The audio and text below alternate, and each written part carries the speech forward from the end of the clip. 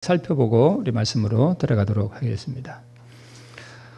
먼저 기원전 1445년에 우리 출애굽 사건이 있었고요. 그다음에 40년 후에 가나안에 들어가죠. 그래서 가나안에 들어간 해는 기원전 1405년, 지금으로부터 거의 3400년 이상 전에 우리 가나안에 들어가게 되죠. 그리고 그로부터 약 450여 년 후인 350여 년 후인 1050년에 사울이 왕으로 기름 부음을 받습니다. 그러니까 이때부터가 왕정 시대가 되죠. 그래서 이 가운데 가나안에 들어갔을 때부터 사울이 왕이 되는 이 기간까지를 우리는 사사시대라고 합니다. 그래서 우리 성경에 보면 사사기가 있죠. 그래서 이 사사기는 이 가운데 기간 동안이 약 350년 기간이 사사기에 해당되는 기간이고요. 그리고 오늘은 사무엘상 제1장인데요. 이 사무엘상 1장은 대략적인 연대가 기원전 약 1090년경입니다. 이때에 바로 오늘 한나와 브닌나라고 하는 두 여자의 이야기가 기록되어 있습니다. 자, 먼저 사무엘상 1장 1절은 이렇게 기록하고 있습니다. 에브라임 산지 라마다임 소빔에 에브라임 사람 엘가나라 하는 자가 있었다라고 기록하고 있습니다. 먼저 우리 시도를 보시면 위에 빨간 동그라미가 있죠. 저기가 에브라임 산지예요. 그 밑에는 유다 산지라 그러고요. 저 위에는 갈릴리 지방이라고 부릅니다. 가운데가 에브라임 산지예요. 그리고 오늘 본문에 보면 한나라고 하는 여자가 성전에 올라가서 여호와께 기도를 하죠. 근데 이 당시에는 예루살렘 성전이 아직 없었던 때고 이 예루살렘 성에는 이방인이 지배하고 있는 때였습니다. 그 당시에 광야에 있었던 이 성막이 어디에 있었는가 하면 에브라임 산지 바로 아래 파란 점이 있죠. 저기가 실로라는 곳인데 저기 실로라는 곳에 성전이 있었습니다. 회막이죠, 회막. 모세의 회막이 저기 있었습니다. 그 밑에 빨간 점은 뭐냐 하면 예루살렘이에요. 저기는 아직 성전이 없었습니다. 당시 이 실로는 이스라엘 민족의 예배의 중심지였고, 그리고 한나가 기도한 성전이라고 하는 것은 바로 저기 실로라는 곳이었습니다. 자, 역사적인 배경과 또 지리적인 배경을 잠깐 말씀을 드렸습니다. 자, 그런데 이 엘가나와 한나와 브닌나는 에브라임 산지 라마다임 소빔에 살았는데 정확한 위치는 어디인지 지금 확실히 모릅니다. 저 어디쯤에 살았던 것으로 보이고 실로라고 하는 곳에서 먼 것 같아요? 짧은 것 같아요? 가까운 것 같아요? 가까워 보이죠? 네, 가까운 곳에서 살았던 것으로 보입니다. 자, 그런데 그에게 두 아내가 있었다라고 기록하고 있습니다. 남편의 이름은 엘가나입니다. 자, 두 아내가 있었는데 하나의 이름은 한나요. 또 한 아내의 이름은 브닌나라고 합니다. 그런데 브닌나는 자식이 있고 한나는 무자했습니다. 자식이 없었다는 뜻이죠. 브닌나는 자식들이 있었다라고 합니다. 그러니까 최소한 2명 이상의 자식들이 있었습니다. 어떤 상황이 벌어질지 짐작이 되시죠? 네. 자식이 있는 여자는 어깨가 펴지고 자식이 없는 여자는 고통스럽고, 네. 그 서름을 남자들은 네, 모릅니다. 어떻게 잘 아세요? 남자들은 그런 걸 모릅니다. 그죠? 근데 여자들은 잘 알겠죠. 네. 자, 누가 한나고 누가 브닌나인지 그림을 보면 대반의 짐작이 가죠. 보니까 최소한 하나, 둘, 셋, 넷, 다섯, 여섯, 6명을 그려놨는데 6명이 있었는지는 모르겠습니다만 최소한 2명 이상의 자녀가 있었던 것으로 보입니다. 한 여자의 자만심, 그리고 한 여자가 당하는 억울함과 모멸감과 그 슬픔을 우리는 미루어 어느 정도는 짐작해 볼 수 있겠습니다. 근데 사무엘상 1장 6절에 보면 여호와께서 그로 성태치 못하게 하심으로 그 대적 브닌나가 그를 심히 격동하여 번민케 하였다라고 기록하고 있습니다. 자, 먼저 맨 위에 멸시, 자만심, 우월감, 그리고 방자함, 이거는 누구겠습니까? 브닌나. 그 다음에 슬픔, 눈물, 괴로움, 원통함. 이것은 누구겠어요? 한나. 난처한 것은 네, 남편이죠. 네. 자, 그러면 우리 대략적인 이야기는 다 아시죠? 거기에 엘가나라는 사람이 살았는데 두 아내가 있었고 또 하나는 애가 있고 하나는 애가 없음으로 인해서 일어나는 가정의 불화와 알력, 그리고 슬픔, 또 고통, 또 원통함, 모욕감, 이런 것들을 우리가 미루어 짐작해 볼 수 있습니다. 그리고 한나가 기도가서 성전에 가서 기도함으로 말미암아 또 아들을 얻은 이야기가 오늘 본문의 주된 내용들입니다. 자, 그러면 지금으로부터 거의 약 3,100여 년 전에 기록된 한 가정의 이 이야기가 오늘 우리에게 뭘 의미하느냐 하는 것입니다. 왜 거기 기록되어 있고 우리가 오늘 이것을 왜 설교하며 이 말씀을 듣는가 하는 것입니다. 자, 아이를 갖는 것이 무엇을 의미하는가? 한나가 아이를 갖기 원하는 게 도대체 뭘 의미하는가를 우리가 미루어 짐작해 볼 수 있어야 합니다. 이 아이가 단순한 아이를 말하는 거겠어요? 아니면 다른 의미가 있겠습니까? 다른 의미가 있겠죠. 그렇지 않다면 이것이 여기에 기록된 이유가 우리와 아무 상관이 없겠죠. 오늘 나와 무슨 상관이 있습니까? 3,000년 전에 일어난 한 여인에 관련된 이야기가 무슨 의미가 있겠어요? 자, 그 다음에 한나에게 이 아이는 무엇을 의미하는가 하는 부분들을 우리가 또 생각해 볼 수 있겠습니다. 그 다음에 브린나의 자식들은 그럼 뭘 의미하겠는가? 믿음으로 얻은 이 사무엘이라는 아이와 이러한 믿음 없이 그냥 낳은 이 브린나의 자녀들은 무엇을 의미하는가? 단순히 이 사무엘상 1장에 있는 이 이야기가 아이 못 낳는 여자의 한풀이하는 이야기인가? 물론 아니겠죠. 자, 이것은 모든 성경이 믿음으로 말미암는 의를 가르친다 그랬죠. 그래서 죄와 타락과 믿음과 구원의 이야기가 바로 이 본질이라는 것을 우리는 미루어 짐작해 볼 수 있습니다.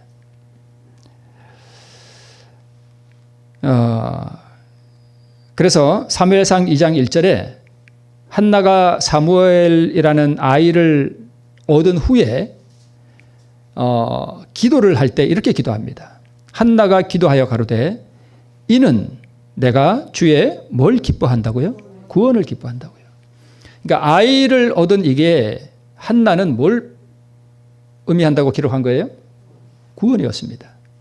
그러므로 오늘 이 이야기도 우리에게 무엇을 의미하는가 하면 우리가 구원을 얻는 이야기라 생각해 볼 수 있습니다. 또 그렇게 우리가 해석을 하고 성경을 읽어야 하겠습니다. 한 남편이 있습니다. 엘가나죠. 그에게 한 아내가 브린나였고 그에게 자녀들이 있습니다. 이 자녀들은 믿음의 자녀일까요? 그냥 육신의 자녀일까요? 육신의 자녀입니다. 육체를 따라 난 자. 아브라함에게 그 사라라고 하는 아내가 있었는데 역시 한나와 같이 아이를 갖지 못했습니다. 자, 그런데 사라가 믿음이 없어서 누구를 줘요? 종을 줬습니다. 그래서 난 아이가 누구예요? 이스마엘이죠. 근데 하나님께서는 이 이스마엘을 뭐라고 표현하시는가 하면 육체를 따라 낳은 아이라고 말씀하셨습니다.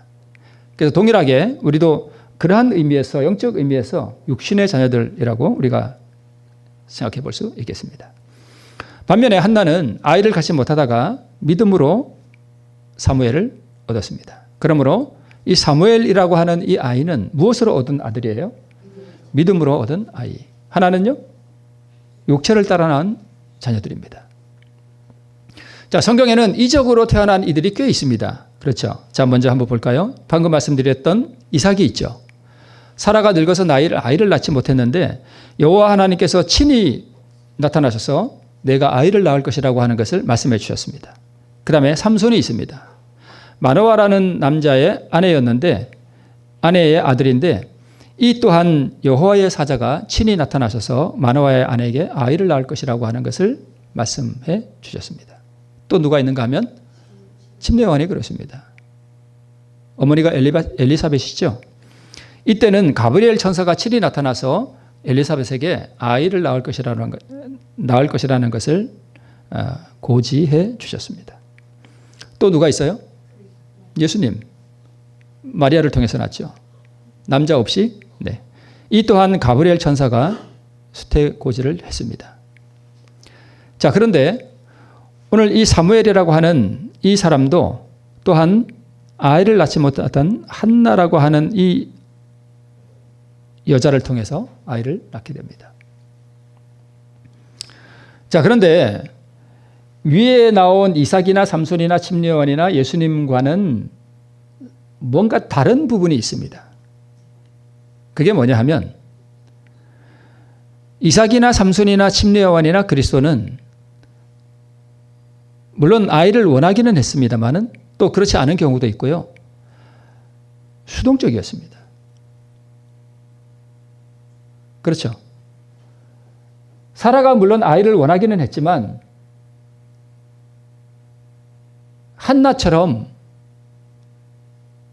그렇게 눈물로 하나님 앞에 구하지는 않았습니다. 다분히 수동적입니다. 그리고 사라 같은 경우에는 아이를 낳을 것이라고 하는 그 말씀을 듣고 나서도 웃었습니다. 그죠? 믿지를 못했어요.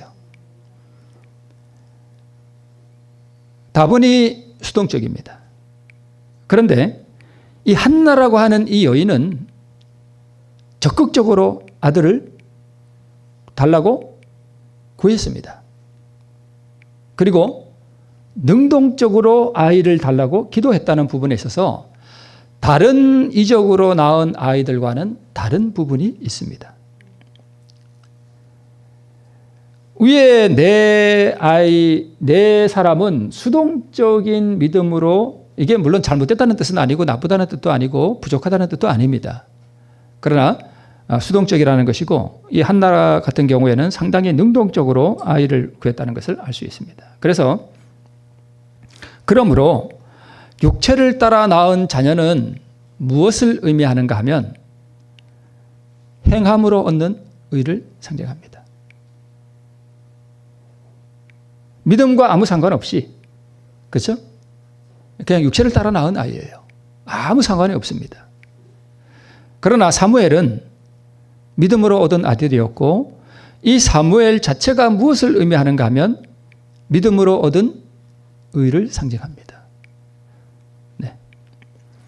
자, 그런데 사무엘상 1장 6절을 보면 여호와께서 그로 성태치 못하게 하심으로 그 대적 분인나가 그를 심히 격동하여 번민케 했다라고 기록하고 있습니다. 자, 그 대적 분인나라고 하는 것이 무엇을 의미하는가 하면, 자, 분인나와 한나라고 하는, 자, 먼저 엘가나라고 하는 이 남편을 우리가 무엇으로 적용해 볼 수 있는가 하면 우리의 영적인 남편이 되시는 그리스도를 상징할 수 있습니다. 그 다음에 그러면 한나와 분인나는 자, 여러분 이 성경에서 믿음으로 우리가 의를 얻는 이 구원의 가장 위대한 진리를 가장 대적하는 그 원수가 무엇인가 하면 행함으로 얻는 의예요. 이게 기독교를 제외한 거의 모든 세상의 종교들이 다 그 영향 아래에 있습니다. 불교 같은 경우에는 뭘 많이 쌓아야 된대요? 뭘 쌓는다 그러죠? 공덕을 쌓는다 그러죠. 공덕. 그러니까 내가 무엇을 이렇게 적선을 많이 하고 무엇을 함에 따라 그게 다 뭘로 쌓이는 거예요? 공덕이 되는 거예요. 그런 걸 다 자기의라 그래요. 그런데 그런 자기의의 정신이 사실은 어디에도 아주 깊숙이 들어와 있는가 하면 기독교의 안에도 엄청나게 깊이 들어와 있습니다. 우리가 잘 모르는 사이에. 거의 정말 많은 부분에 보면 행함으로 말미암는 의, 자기의 공로를 의로 삼는 그러한 일들이 심히 많다는 것을 우리가 알 수 있습니다. 예수님 당시도 그랬죠. 특별히 누구요? 바리새인들. 그죠? 그래서 이 특별히 마귀가 이 교회 안에, 뭐 다른 종교야 말할 것도 없고 이 교회 안에 사람들이 정말 예수님의 공로에 의지하여 자기의 공로를 전부 티끌 속에 묻어버리고 오직 예수님의 공로에 의지하여 구원을 얻는 그 복음의 진리를 많이 가려놔 버렸습니다. 사단이 그거 가만 놔두겠어요? 막 가려서 막 흐트러 놔버리죠. 사람들이 뭘 못 받게요? 구원을 못 받게. 예, 그렇게 합니다. 그래서 이 브닌나라고 하는 이 아내 자체가 무엇을 의미하는가 하면 의의 원수요, 행함으로 말미암는 의, 즉 자기의 공로를 의지하는 옛날 그 바리새인들의 의, 그걸 상징하는 것입니다. 그러니까 이 바리새인들이 항상 예수님을 뭐해요? 대적하죠. 항상 대적합니다. 그래서 원수지간이에요. 그래서 이 진짜 원수는, 기독교의 진짜 원수는 저게 불교나 무슨 이슬람교나 힌두교나 이런 게 아니에요. 진짜 기독교의 원수는 기독교 안에 있습니다. 얼마 전에 누가 그런 얘기를 했다 그래요. 내부의 어떤 부분적인 일부분적인 내부의 적이 외부의 많은 적보다 나를 더 어렵게 한다라는 그런 표현을 했습니다. 얼마 전에 누가. 네. 마찬가지입니다. 사단은 이 기독교회 안에 정말 그의 원수를 심어놨습니다. 그래서 오늘 또 여기 보면 한나와 브닌나라고 하는 이 두 여자는 한 집 안에 같이 살고 있고 브닌나가 한나를 대적합니다. 네. 그래서 자기 공로를 의지하는 그러한 것을 상징하는 것입니다. 자, 그런데 자기 공로 또 행함으로 말미암는 의의 표상인 가인이 어린 양의 공로를 의지하고 믿음의 의의 표상인 아벨을 뭐해요? 박해하죠. 죽이죠. 이게 이때로부터 모든 이 성경의 역사가 바로 이렇게 다 진행이 되어 나갑니다. 그래서 오늘 또 이 사무엘상 1장에 있는 한나와 브닌나라고 하는 이 두 여자의 사건을 우리는 이러한 성경적인 큰 그림 안에서 살펴볼 필요가 있습니다. 자, 근데 이 장면은 계속 뭐 된대요? 반복됩니다. 그것은 매년제를 드릴 때는 물론이요, 분위기가 조성되어 브닌나가 그의 경쟁자의 마음에 상처를 입히고 자신을 높일 수 있는 기회가 주어질 때는 언제나 그러하였다. 그러니까 기회가 될 때마다 브닌나는 계속 한나의 가슴에다가 뭘 박아요? 못을 박습니다. 그러니까 이 한나의 마음이 얼마나 슬프고 외롭고 고통스럽겠습니까? 이 여자의 처사는, 즉 브닌나의 처사는 한나에게 거의 참을 수 없는 시련으로 생각되었다. 사단은 할 수만 있으면 하나님의 신실한 자녀들을 화나게 하고 멸망시키기 위하여 그의 대리자를 이용하여 그들을 괴롭힌다. 오늘 여기 있는 이 기록된 증언의 말씀은 그냥 개인적인 것을 기록한 것이지만 진짜 이것을 우리의 경험 속으로 이렇게 확대시켜서 보면 브닌나의 처사는 언제나 믿음으로 말미암아 의롭게 되는 것을 공격하고 하는 그러한 기독교 역사의 큰 투쟁을 의미한다고 우리가 볼 수 있습니다. 이 그림은 제가 많이 말씀드렸던 가운데 있는 사람은 다윗이고 저 왼쪽에 돌 들고 던지는 사람은 누구 같아요? 시므이죠, 당연히. 네. 억울한 누명을 쓰고 다윗 이야기죠. 억울한 누명을 쓰고 마음이 상하였고 비난의 말이 그의 마음을 깨뜨렸다고 그는 말한다. 그는 미쳐나갈 만큼 자극을 받았기 때문에 참을 수 없는 분노의 감정을 나타내고 격노한 감정을 터뜨려서 복수를 하려 했더라도 별로 놀라울 것이 없는 일이었다. 그러니까 다윗은 이 시므이를 그냥 단칼에 쳐도 잘못한 게 없는 거예요. 그죠? 그러니까 지금 이 다윗의 경험과 한나의 경험이 뭐예요? 같은 거죠. 같은 경험이에요. 정말 고통스러운 그런 경험을 하고 있는 것입니다. 깨어진 마음과 눈물진 감정으로 단 한마디의 불평도 없이 그는 영광스럽던 지난 날을 돌아보고 자신이 지은 죄들을 생각하면서 그는 살기 위해 도망을 계속 하였다라고 기록하고 있습니다. 자, 이제 본격적으로 사람을 대적하지 않는 다윗의 믿음과 이 한나의 믿음이 같은 것을 우리가 알 수 있습니다. 한나는 브닌나를 대적해서 싸웠다는 말이 성경에 기록되어 있지 않습니다. 하나님께서 다윗을 골리앗과 싸우러 군사로 이렇게 보냈을 때에 사단이 먼저 작전을 짜죠. 이 믿음의 다윗이 골리앗을 바로 상대하면 자기가 질 것을 분명히 알았기 때문에 누구를 보내요? 형 엘리압을 보내죠. 그래가지고 다윗을 무장 해제시키기 위해서, 그의 믿음을 깨뜨려 버리기 위해서 그렇게 합니다. 그때 다윗이 엘리압과 싸워요, 안 싸워요? 안 싸우죠. 그래서 이 성경의 원리들이 이렇게 보면 다 그렇게 원리들이 이어지는 것을 우리가 볼 수 있습니다. 그래서 분인날을 대적하여 대꾸했다는 말이 성경에 기록되어 있지 않습니다. 그리고 한나의 그러한 이 1년의 사무엘이라는 이 아이를 얻는 그 과정을 보면 한나가 어떤 여자인지가 거기 이렇게 드러나 보입니다. 분인나와 대판 한번 싸웠음에도 불구하고 성경에 기록되어 있지 않았던 것이 아니라는 것이 이 한나의 그 이후의 행적 가운데 잘 나타납니다. 그는 그 문제를 가지고 분인나와 싸우지 않고 가지고 하나님 앞에 가서 뭐 했대요? 울었대요. 하나님 앞에 가서 울었습니다. 자기의 그 원통함과 자기의 그 서러움과 그 슬픔을 가지고 하나님 앞에 나갔습니다. 그래서 대적이 많고 이 자신을 격동하는 자가 있을 때에 어떻게 기도해야 하는지를 이 한나는 그래서 배웠습니다. 그래서 여러분 그런 말이 있습니다. 그 연예인들이 마약을 잘하죠. 물론 다 그런 건 아니지만 왜 마약을 할까요? 사람들이 자기를 막 추앙해 주죠. 막 추앙해 주고 여러와 같은 막 박수갈채를 보내고 어떤 사람들은 막 미친다 그래요. 그때 사단의 영이 많이 역사해요. 그 군중들 가운데. 그렇게 그러니까 띄움을 받는 거죠. 칭송을 받다가 그 분위기가 싹 사라지고 나면 뭐가 찾아올까요?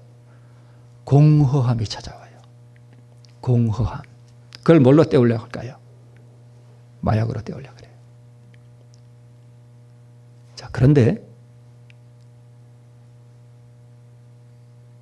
사람들이 나를 여러와 같이 환호해 주는 게 아니라 나를 대적하면 뭘 할 수 있는가 하면 기도할 수 있습니다.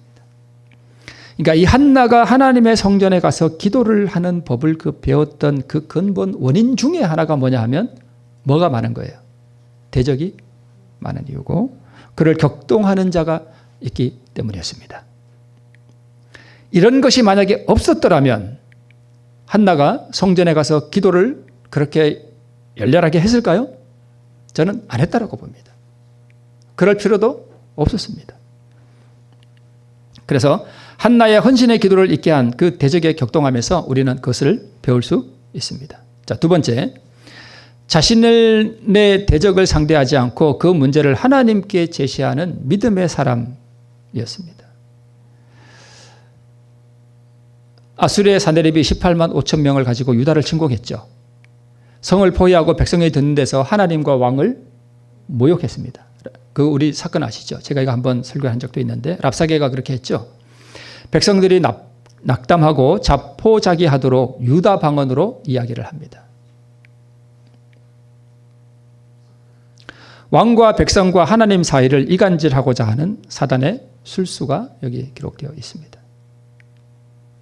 이것은 오늘날 사단이 자기 대리자를 통해 믿음의 사람들을 사이에 이간질과 가슴에 상처를 주는 모든 언행들을 상징하는 것입니다. 한나와 분인나의 경험, 우리 모두의 경험 가운데 이런 것들을 우리가 볼 수 있습니다.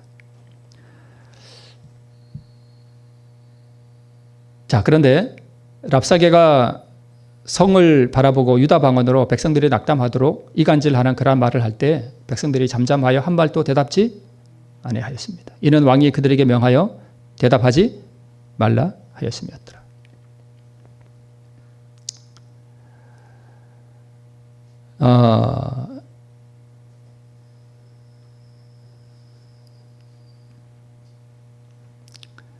대적 분인나를 향한 한나의 자제, 그리고 이 한나의 믿음, 그녀의 온유함, 그리고 그녀의 경건함, 그리고 자기를 부인할 수 있는 그녀의 그 믿음의 분량이 히스기야의 믿음과 동일하다는 것을 알 수 있습니다.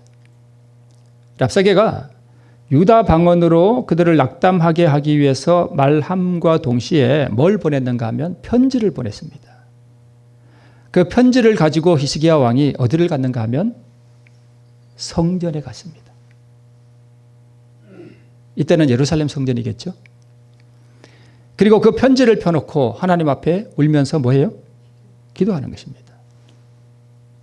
한나와 어때요? 똑같죠? 네, 똑같습니다. 네. 그래서 히스기야가 사자의 손에서 편지를 받아보고 여호와의 전에 올라가서 그 편지를 여호와 앞에 펴놓았다라고 기록하고 있습니다. 자, 한나가 마음이 괴로워서 여호와께 기도하고 통곡하며 서원하여 가로되 만군의 여호와여, 만일 주의 여종의 고통을 돌아보시고 나를 생각하시고 주의 여종을 잊지 아니하사 아들을 주시면 내가 그의 평생에 그를 여호와께 드리고 삭도를 그 머리에 대지 않겠다라고 기도합니다. 다윗과 엘리압, 히스기야와 랍사게, 한나와 브닌나 다 동일합니다. 그죠? 대답을 해요, 안 해요? 대적을 하지 않습니다. 그리고 그 문제를 가지고 누구 앞에 가요? 하나님 앞에 갑니다. 그래서 대적하는 자를 상대하지 않고 하나님을 향하는 믿음의 사람들을 우리는 볼 수 있습니다. 눈에 보이는 대적을 상대하지 않고 모든 문제를 가지고 오직 하나님 앞에 나아가 그 앞에 펼쳐놓는, 그래서 히스기야 왕과 한나의 경험이 동일한 것을 우리가 알 수 있습니다. 자, 그리고 아브라함이 가장 사랑하는 독자를 하나님께 드리는 믿음의 행위 똑같죠? 한나도 하나님께서 내게 아들을 주시면 그 아들을 내가 하나님께 뭐 하겠습니다? 바치겠습니다. 드리겠습니다. 하나님께서 주시는 가장 소중한 이 축복을 하나님께 드리는 것입니다. 이삭은 예수님을 상징하고 의를 상징함과 동시에 아브라함 개인에게 있어서는 뭘 상징하는가 하면 그의 자아였습니다. 하나님을 더 사랑하느냐, 내 자식을 더 사랑하느냐 하는 그 투쟁이었습니다. 두 가지가 동시에 나타납니다. 한나에게서도 마찬가지예요. 사무엘이라고 하는 이 아들은 의를 상징함과 동시에 한나 개인에게는 뭐예요? 자기의 자아예요. 그렇게 원하던 그 얻은 아들이 얼마나 귀하겠어요. 그걸 하나님께 드리는 것입니다. 이것을 우리는 자기 부인 혹은 자아폭이라고 우리가 그렇게 늘 들어왔습니다. 예, 말씀드렸듯이 그렇습니다. 그러므로 이 믿음의 행위는 완전한 자기를 부인하는 행위였습니다. 행함으로 온전케 되는 믿음을 상징하는 것이었죠. 자, 그러면 세 번째, 상처에 소금을 문지르는 사람을 향해서도 온유함을 유지하는 자기 부인의 정말 믿음의 여인이었습니다. 누가요? 한나가요. 왜 그런가 하면, 자, 다른 아내에게서, 다른 엘가나의 부인에게서 받는 그 수모와 그 상처와 그 아픔과 그 슬픔과 그 눈물을 안고 이제 그것을 가지고 하나님 앞에 나가서 기도를 하는데, 그래서 너무 마음이 괴롭고 슬프고 해서 기도를 하는데 이게 기도가 입 밖으로 안 나오고 그냥 속으로만 중얼중얼 했습니다. 그래서 뭐만 움직여요? 입술만 이렇게 움직였습니다. 그런데 마침 그때 엘리 제사장이 그 성전에 그 자기 그 의자에 이렇게 앉아 있다가 한나가 기도하는 모습을 이렇게 보게 됐습니다.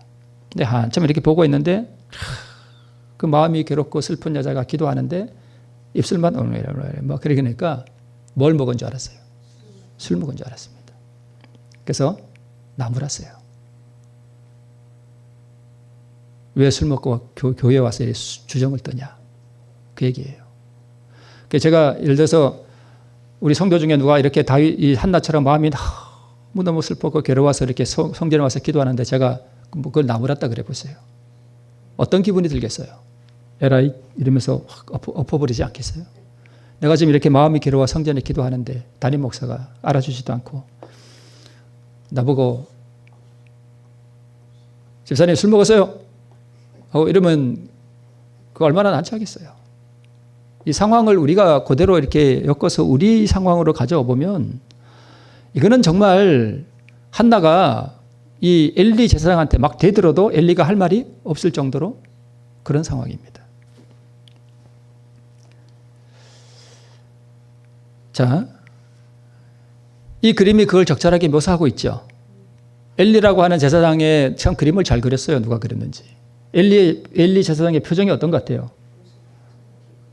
비꼬는 듯한, 저 여자가 저 술을 먹고 와서 교회에서 저렇게 주정을 불고 있네 하고. 근데 한나는요, 지금 마음이 괴로워서 슬픔 가운데 지금 기도하고 있습니다. 엘리가 그에게 이르되 내가 언제까지 취하여 있겠느냐? 포도주를 끊으라. 술 좀 끊어라. 집사님 술 좀 끊으세요. 이렇게 나무랬습니다.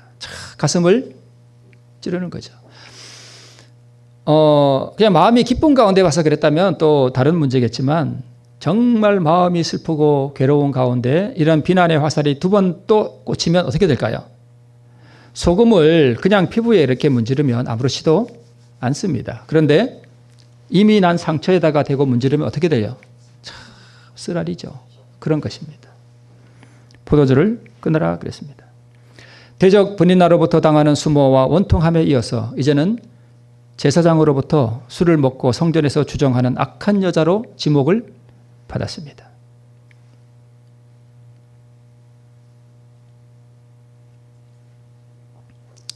한나가 이렇게 대답합니다. 나의 주여, 그렇지 아니하니이다.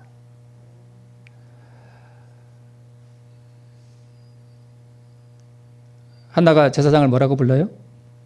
나의 주여 하고 부릅니다. 나는 마음이 슬픈 여자라. 목사님, 저는 술을 먹은 것이 아닙니다. 이 말 가운데 이 한나의 음성이 들리는 것 같죠? 붕괴한 음성이 아니라 온유한 여자의 음성이 들립니다. 목사님, 제가 술을 먹은 게 아니에요. 저는 마음이 슬픕니다. 지금 그렇게 그 한나의 목소리가 막 귀에 들리는 것 같습니다. 포도주나 독주를 마신 것이 아니요 여호와 앞에 나의 심정을 통한 것뿐이오니 당신의 요정을 악한 여자로 여기지 마옵소서.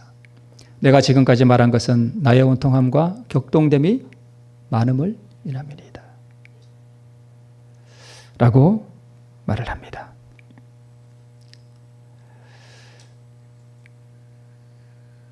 제사장의 날카로운 지적에 맞받아 응수하지 않았고 온유하고 담백하게 자신의 결백을 말할 뿐 그녀의 마음은 슬펐으나 날카롭게 자신의 감정을 드러내지 않았습니다. 상처받은 자리를 누군가 다시 건들 때 나타날 수 있는 격한 분노의 감정도 그녀에게는 없었습니다. 그녀는 실로 온유하며 경건하며 절제를 아는 여인이었습니다. 네 번째, 자신에게 주어지는 복을 자신을 위해 간직하지 않기로 서원하는 자기 굴복의 여인이었습니다. 이것은 말씀드렸듯이 아브라함의 경험과 동일한 믿음의 행위였습니다. 그래서 오늘 이 한나의 경험을 통해서 우리는 참으로 온유하고 경건하고 복스러운 여자의 자기 절제와 그리고 대적하는 자를 향하여 대적하지 않고 오직 그 문제를 하나님 앞에 가지고 나가서 울며 탄원하는 그러한 온유한 여자의 모습을 보게 되는 것입니다. 그리고 아까 말씀을 드렸듯이 다른 모든 이적적인 아들과 다른 것은 이 한나는 능동적인 믿음으로 요구하고 그 믿음으로 약속을 받아들였다는 것입니다.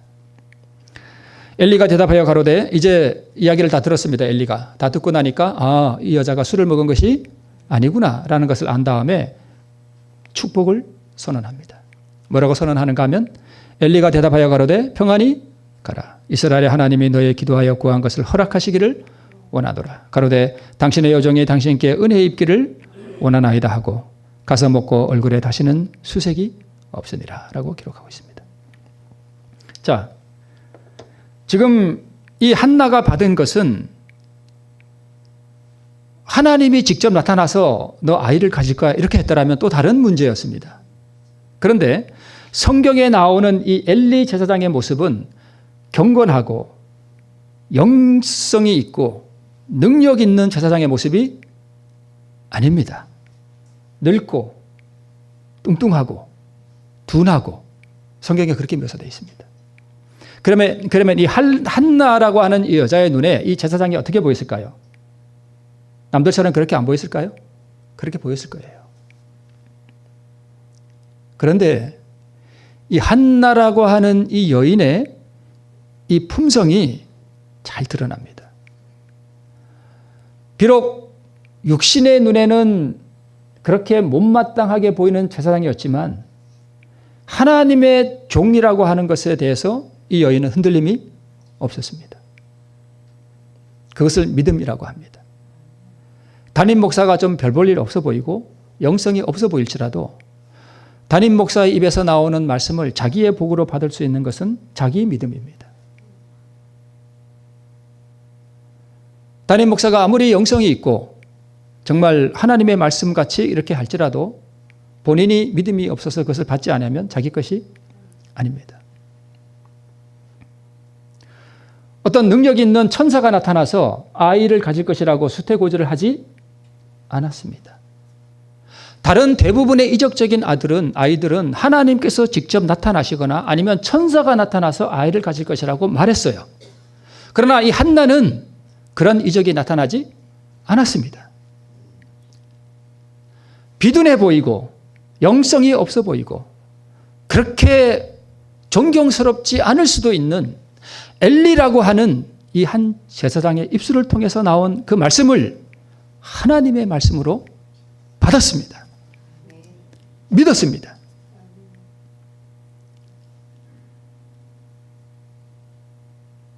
그리고 그 전에는 슬퍼서 뭘 하지 않았는데 먹지를 않았다라고 기록되어 있습니다. 그런데 이제는 가서 먹고 얼굴에 다시는 수색이 없었다라고 기록하고 있습니다. 수색이 뭡니까? 슬픈 근심의 그 색깔이 있죠. 이렇게 이런 게 없이 그 다음에 어떻게 됐다는 얘기예요. 이 엘리 제사장의 그 축복의 말을 자기 것으로 믿음으로 받아들인 이후에 집에 가서 그날 이후로 그 남편 눈에 이 한나의 모습이 너무 명랑한 거예요. 밝고 명랑하고 사람이 완전히 바뀌었습니다. 물론 그 이전에 슬픈 기색이 있을 때에도 믿음이 없는 것은 아니었고 온유함이 없는 것은 아니었습니다. 그러나 이 엘리 제사장의 이 통해서 나타나는 이 하나님의 말씀을 믿음으로 받은 이후에는 더 이상 다시는 수색이 없었습니다. 그래서 엘리의 축복 기도가 자신에게 이미 이루어진 줄로 믿어버렸습니다. 이게 성경이 말하는 믿음입니다. 우리는 이런 믿음을 성경에서 아주 많이 볼 수 있어요. 아직 이루어지지 않은 일을 이루어진 사건으로 보는 능동적인 믿음의 여인이었습니다. 이런 믿음을 가졌던 사람이 누구냐 하면 베데스다 연못가의 중풍병자였어요. 내가 낫고자 하느냐? 내 자리를 들고 걸어가라 하는 이 예수님의 말씀을 뭐 했어요? 받아들였죠. 내 자리를 들고 걸어가라 하는 이 말씀을 들은 다음에 저기 예수님 저 좀 일으켜 주시면 제가 걸을게요. 이렇게 하지 않았습니다. 한나가 엘리 제사장님 뭐 말씀은 좋은데 제가 이렇게 배가 좀 이렇게 튀어나오거나 갑자기 무슨 이적이 나타나서 이렇게 되거나 좀 그런 거 보여주시면 제가 믿을 수 있잖아요. 그죠? 그죠? 근데 그런 게 아니잖아요. 자, 아직 나는 누워 있어요. 그런데 일어나서 뭐 하래요? 자리를 들고 집으로 걸어가래요. 나는 아직 안 나왔어요. 그죠? 그런데 뭐 해요? 그냥 일어나는 거예요. 그걸 능동적인 믿음이라 그래요. 약속의 말씀에 의지하여 그 일이 이루어진 것으로 받아들이고 믿음으로 행동하는 믿음, 이것을 능동적인 믿음, 이것을 제가 언제 한번 말씀드렸죠. 홍해의 믿음과 요단강의 믿음 혹시 기억나시나요? 자, 요단강에 들어가라 그랬는데 요단강이 아직 갈라지지 않았습니다. 그런데 뭐 하래요? 들어가래요. 그럼 들어가요. 그러면 뭐예요? 갈라져요. 최근에 제가 누구라고 말씀을 드릴 수는 없는데 어떤 분이 어떤 분한테서 뭐 누구 잘잘못을 떠나서 이것은 잘잘못을 말하는 게 아닙니다. 이게 이렇게 됐습니다. 뭔지 아시죠? 상대방이 어떨까요? 미울까요? 이쁠까요?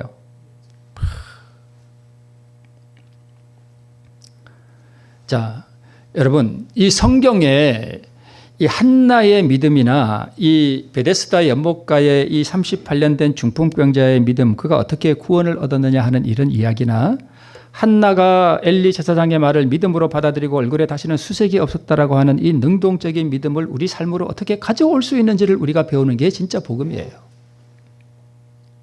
자, 팍 뻗쳤습니다. 그때 이분이 뭘 알고 계셨냐 하면 요단강의 믿음이 뭔지를 알고 계셨어요. 그래서 요단강의 믿음이 뭐냐 하면, 자, 성경 말씀은 내 원수를 뭐 하래요? 사랑하라 그러잖아요. 그러면 누군가가 나를 팍 격동시킬 때에 한나의 경우처럼 격동시킬 때에 이게 되잖아요. 그죠? 그리고 사랑이 안 되잖아요. 그죠? 사랑하라 그랬는데 사랑이 안 되잖아요. 자, 내 원수를 사랑하라 하는 이 이야기는 무슨 이야기와 똑같으냐 하면 일어나는 내 자리를 들고 걸어가라는 이야기와 똑같습니다. 이게 상상이 되시죠? 똑같은 게. 저는 옛날에 목회를 하면서도요, 일어나 내 자리를 들고 가라. 그래서 믿음으로 일어났다. 저는 이게 도무지 이해가 안 됐습니다. 그게 무슨 말이지? 그게 무슨 말이지? 도무지 이해가 안 됐어요. 아무리 봐도 그게 이해가 안 돼요. 혹시 여기도 그런 분이 계실지 몰라요. 자, 그런데 일어나 내 자리를 들고 걸어가라는 말과 내 원수를 사랑하라는 말이 다 가능해요? 불가능해요? 불가능하잖아요. 그래서 이 집사님이 어떻게 했냐면, 이 요단강의 믿음이 아직 내가 그 사람이 미워서 사랑이 안 되지만 내가 믿음으로 저 사람에게 사랑을 나타내면 하나님이 나에게 나의 마음을 사랑하도록, 저 사람이 사랑스럽도록 변화 주실 것을 믿고 그 사람에게 사랑을 나타내는 거예요. 그게 요단강의 믿음이에요. 이제 원리가 이해되시죠? 아직 내 마음은 저 사람을 사랑하도록 변화되지 않았습니다. 아직은 미워요. 그런데 요단강이 아직 안 갈라졌잖아요. 그런데 내가 저 사람에게 사랑을 나타내요. 어떤 방법으로든지. 우리의 각 상황이 다르니까. 그래서 이분이 그걸 했어요. 제가 구체적으로는 말씀을 안 드립니다. 누군지 혹시 알까 봐. 네, 했습니다. 그러고 났더니 하나님께서 이분의 마음을 변화시켜 주시는데, 제가 그 표현을 직접 들었습니다. 자기 가슴에 태양이 2개, 3개 뜬 것 같더래요. 이게 뭘 의미하는지 여러분 아시죠? 태양이 2개, 3개 뜬 것 같더래요. 뭐가 솟아난 거예요, 가슴에서? 사랑이 솟아난 거예요. 그걸 그리스도의 의라 그래요. 오늘 한나의 믿음이 바로 그런 믿음을 지금 소개하고 있는 거예요. 다 동일한 믿음들이에요. 여러분 이해가 되시죠? 무슨 뜻인지. 이렇게 말씀을 드리면, 전에도 베데스다 연못가에 제가 한번 설교를 했거든요. 그죠? 이게 한 번 들어갖고 이해가 잘 안 될 수도 있어요. 자, 오늘 요단강의 믿음, 또 베데스다 연못가의 믿음, 또 한나의 이 능동적인 이 믿음, 그렇죠? 네. 아직 이루어지지 않았지만 그것이 이루어진 것으로 그냥 믿어버린 거예요. 네.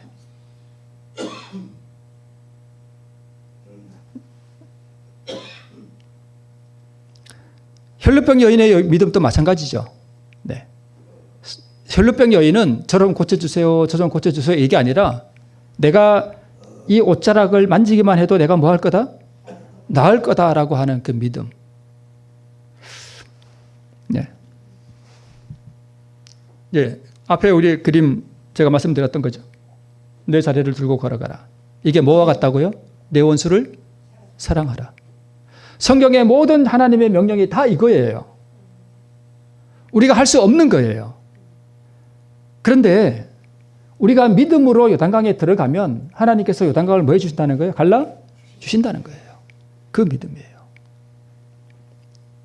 그래서 이 요단강에 믿음으로 그 발을 들여 놓으면 하나님께서 갈라주신다라고 하는 이 적극적인 이 믿음의 행위, 이 순종하면 갈라주신다라고 하는 이것을 삶 속에서 이렇게 가져올 수 있는 이 복음을 우리가 이해한다는 것은 정말 대단한 일이에요.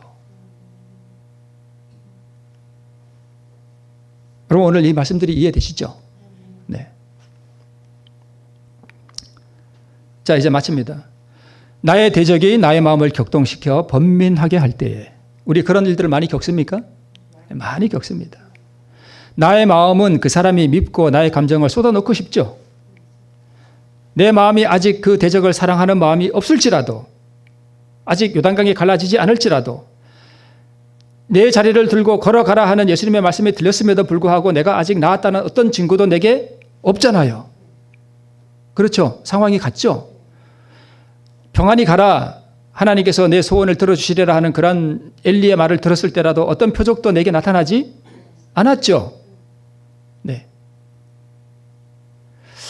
내 마음에 아직 그 대적을 사랑하는 마음이 없을지라도 내가 그에게 사랑을 뭐하면 나타내면 하나님께서 내 마음을 변화시켜 주시고 상대방에게도 평화를 주시고 나만 구원받는 게 아니라 나를 힘들게 하는 그 사람도 구원받도록 평안을 주실 것을 믿고 믿음으로 그에게 사랑을 나타내는 행위, 이것이 사실 오늘 한나의 믿음 가운데 포함되어 있는 것입니다.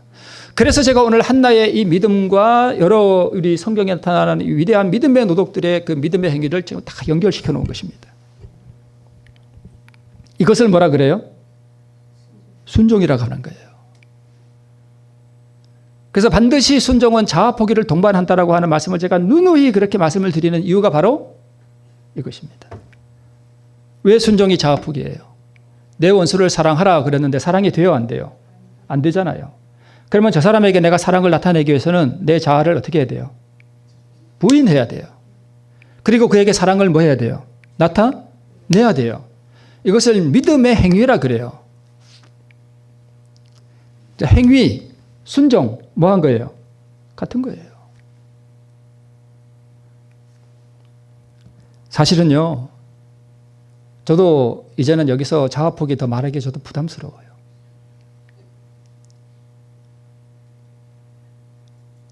저의 고민과 고충을 여러분은 아시나요?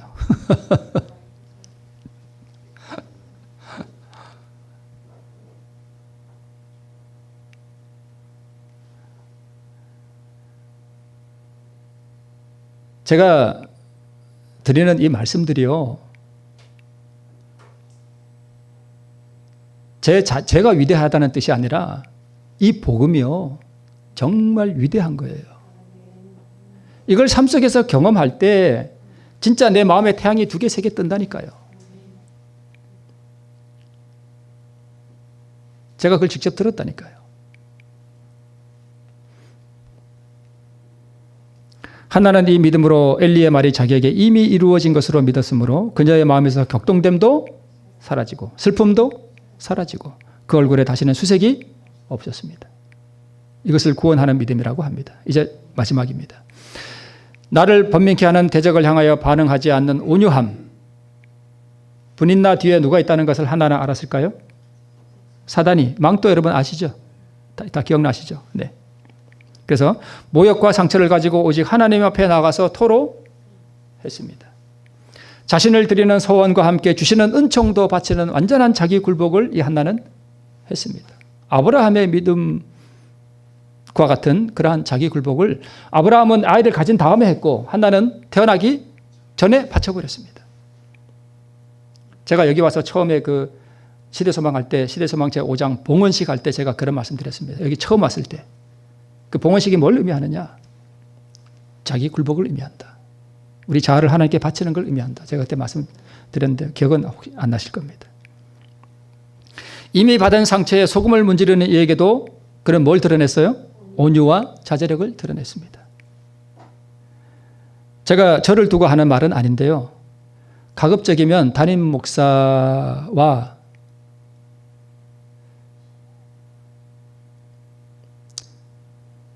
좋은 관계를 유지하는 게 좋습니다. 말하는 제가 부끄럽긴 한데 저는 집회 가면 이런 얘기 했습니다. 제가 만약에 어디 시골에 이렇게 가도 내 옆에는 누가 오기를 원치 않습니다. 그랬습니다. 왜 그런지 아세요? 그 사람들이 저에 가까이 있으면 저의 장점을 보게 될까요? 단점을 보게 될까요? 단점을 보게 돼요. 나쁜 점, 허물. 그러면 복음의 능력이 없어져 버려요. 그래서 저는 그런 게 두려워요. 제가 허물이 많다는 걸 알기 때문에. 만약에 한나에게 엘리 제사장을 멸시하는 마음이 있었더라면 그가 그런 복을 받았을까요? 못 받습니다. 주천교회 여러분에게 드리는 말씀이라기보다는 혹시 저의 말씀을 듣는 모든 이들에게 말씀을 드리는 것입니다. 담임 목사를 대하는 그것이 안 좋을 경우에 그 모든 조주는 본인이 당합니다. 담임 목사가 좀 부족하고 엘리처럼 좀 뚱뚱하고 좀 부족해 보이고 좀 그렇더라도 존경하는 마음을 갖도록 자신을 포기하는 것이 본인에게 엄청난 복이 됩니다. 한나가 그 복을 받았습니다. 엘리 제사장 결코 위대한 사람이라고 하기에는 많이 부족한 사람이에요. 그러나 한나는 그 엘리로부터 하나님께서만이 주실 수 있는 그 복을 받아서 자기가 누렸습니다. 그는 그 구원을 엘리를 통해서 받았어요. 오늘날 복음이 누구를 통해서 선포됩니까? 담임 목사를 통해서 선포됩니다. 주시는 말씀의 은혜를 이미 받은 것으로 믿는 능동적인 믿음의 여인이었습니다.